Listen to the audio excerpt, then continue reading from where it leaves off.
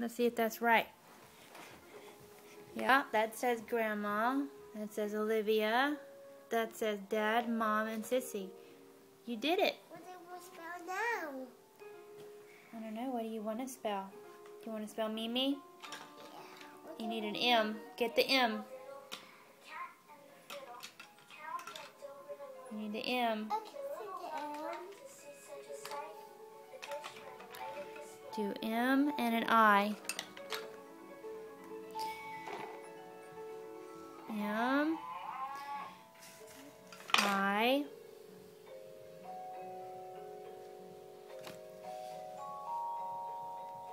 And then another M and an I.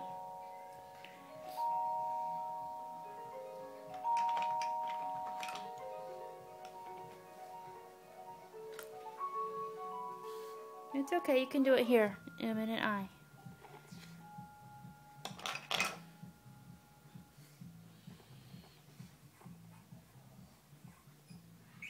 It's almost perfect. Stamp it and it'll say almost Mimi. Perfect. I love it.